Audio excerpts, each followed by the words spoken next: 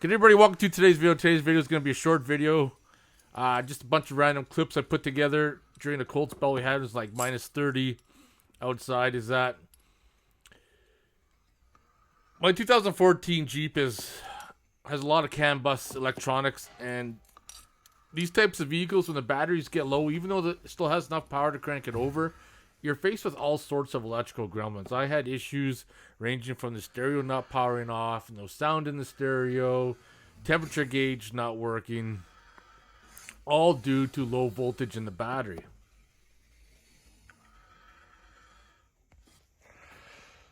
So I'm not sure what's going on here.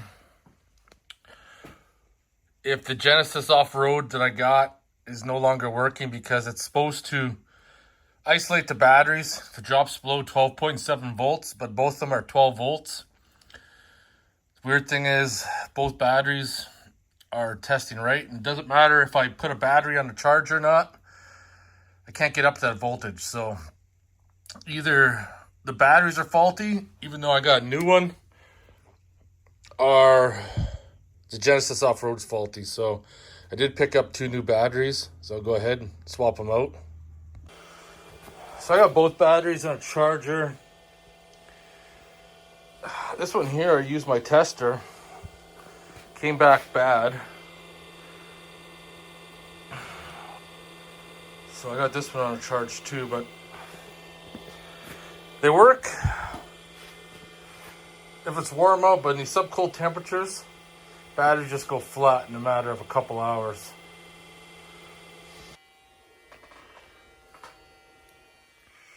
Both batteries are in. Right now, saying 12.2. Auxiliaries 12.3. So this battery right here is one of the original batteries that came with the Jeep. As you can tell, it's not that old, 2019. It's still relatively fairly new. However, for whatever reason, it is now testing bad, even though, as you can see in the thing, it comes up as 12.6 volts. And because this battery was bad, it was ultimately affecting the newer battery that I bought a few years ago. And I talked about this before. This is why you should always replace both batteries at the same time. I did think, or was hoping that the Genesis, because it cuts off at 12.7 volts, it isolates the batteries, that it'd be different.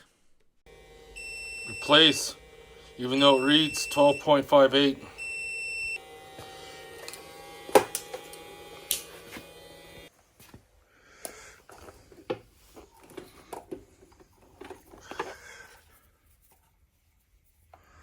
This is the one I got a few years ago.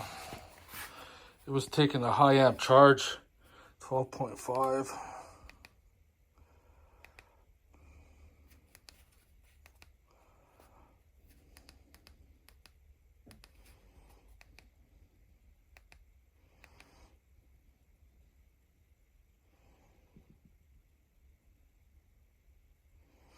So here tests good. That one's bad. This is why, unfortunately, you always change both batteries at the same time. A couple of years ago, when I had the alternator failure and the one battery got screwed up, the other battery was still testing good. And I just bought one new one because I figured, because of the Genesis system, it separates them at 12.7 volts, that it would be good. But we can tell now that since the one battery had went bad, it obviously affected the other one. So I was mistaken in my theory. I thought this setup would be different. Instead of having batteries parallel together, which are connected full time, or this one here disconnects, I thought it would be better and you can get away with it. But apparently for short term, that's fine, but long term, it's not.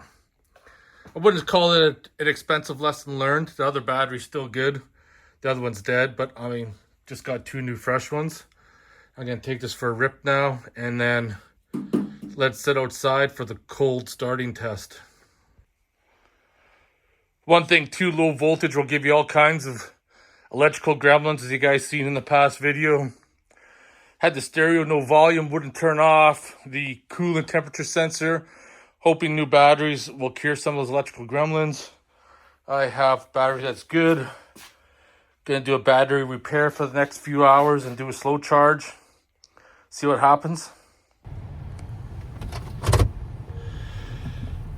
Now I'm off to do a quick run, charge up the battery, drop off the one core charge, and then we're gonna let it sit outside. It's like minus 30, and we're gonna do cold start to make sure everything's good. Still may have a parasitic draw somewhere, but we gotta sort that out perhaps afterwards. Just pulled up to Canadian Tire, drop off that old turd of a battery. We'll do a battery check right now. I did notice while driving here that the Genesis light wasn't flashing red, so maybe that's a good sign. We're showing 12.8 volts. We'll see where we are when we come out.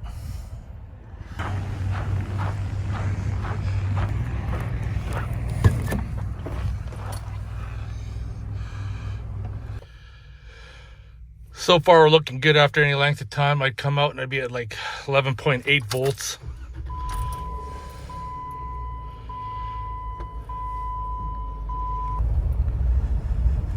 Such a gray, gross day and cold. We'll do the cold start test now. Minus 30. We'll let it sit outside for like 4 hours or so.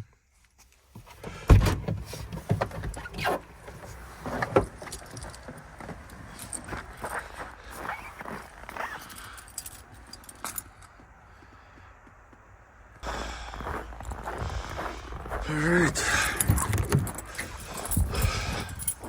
She's cold. Oh yeah, we're good to go. That's 5 hours and minus 30, and it started right up. Where the other batteries, less than an hour, and I was done, shut her down. Did a battery repair for the last 5 hours, 12.7 volts, or before I would get 12.5. It says good battery, state of charge 98%, state of health 78%.